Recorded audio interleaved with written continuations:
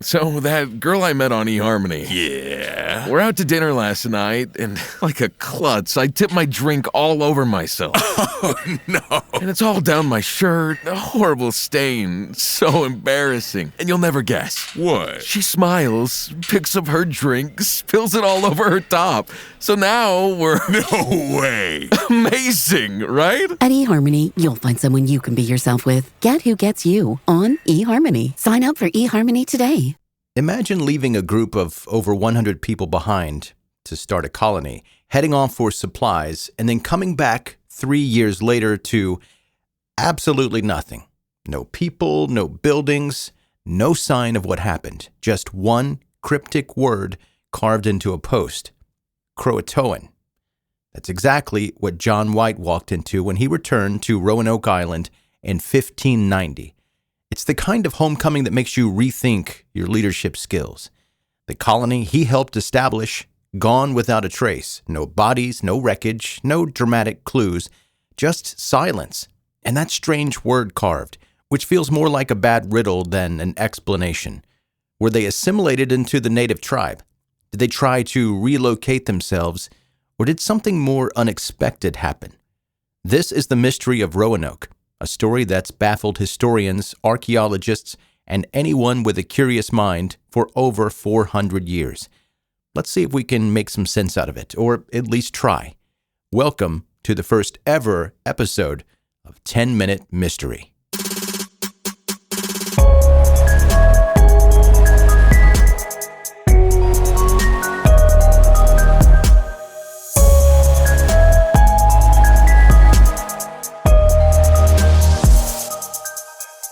In 1597, England, in its infinite ambition and lack of foresight, decided it was time to plant its flag firmly in the New World. Roanoke Island was chosen as the spot, part of the grand plan to establish a permanent English presence across the Atlantic.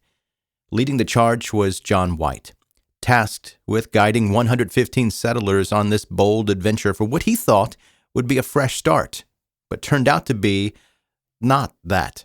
Among these settlers were White's daughter, Eleanor, and his granddaughter, Virginia Dare, who became the first English-born child in America.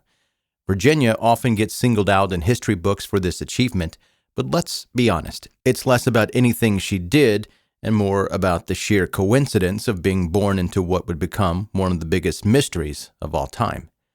Not long after getting everyone settled, White made a decision that, in hindsight, probably wasn't his best plan. He left. To be fair, it was for a good reason. He needed to return to England to gather more supplies for the colony.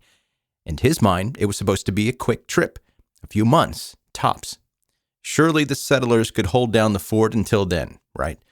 Unfortunately, the Anglo-Spanish War had other ideas. England's ships were tied up in the conflict, delaying White's return for 3 long years. Imagine promising 115 people, "Hey, I'm going to be right back," only to have the world's worst excuse for ghosting. "Sorry, I got caught up in a war." When White finally returned to Roanoke in 1590, things had taken a turn.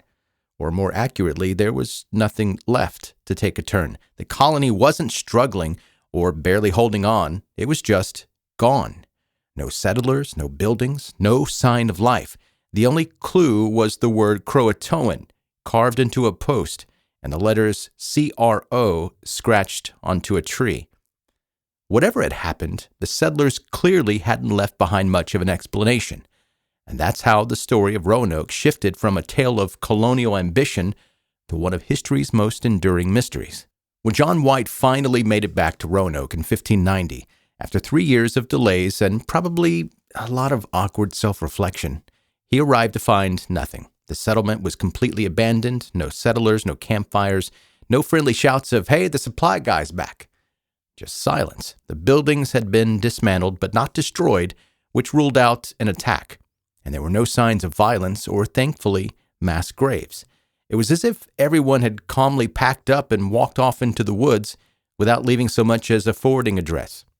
Theories about what happened to the Roanoke colonists run the gamut from practical to, let's just say, creative. Here are the main contenders. Integration with the native tribes. One of the most plausible explanations is that the colonists joined up with the CROATOAN people, blending into their community to survive.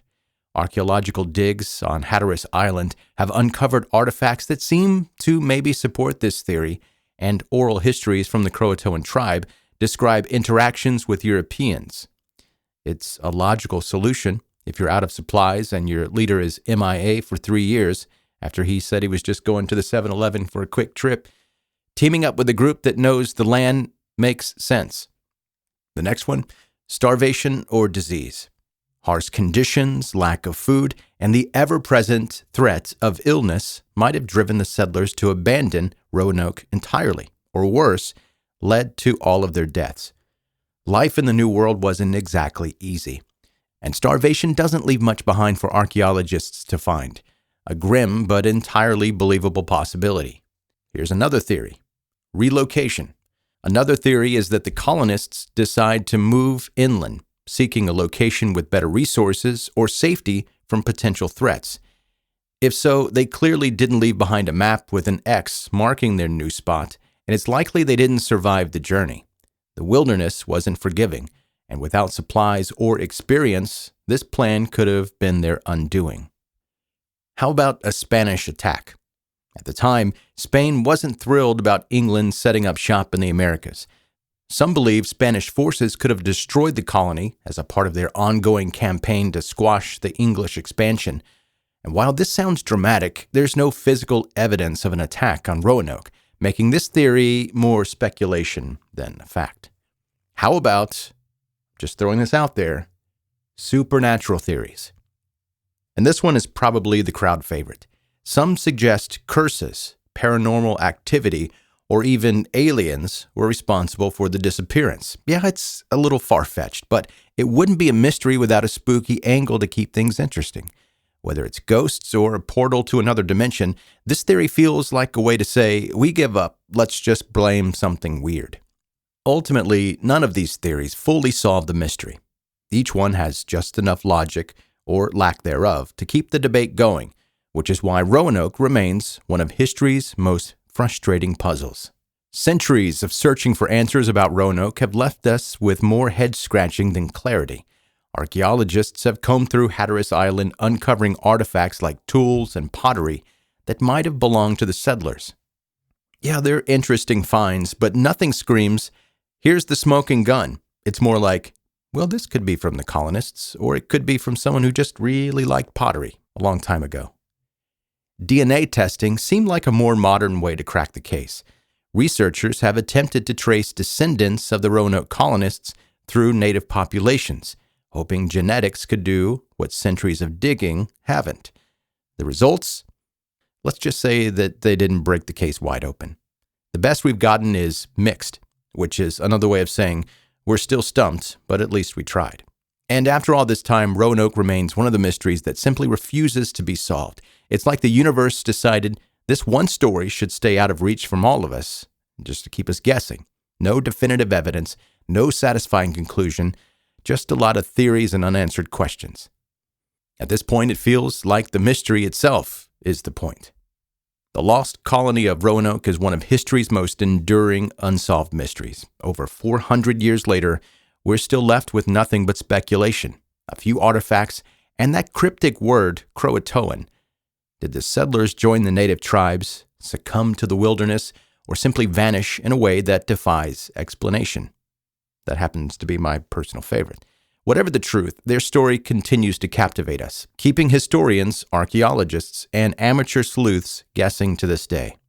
So, what do you think happened to the settlers? Did they survive, or is the mystery of Roanoke destined to stay unsolved forever?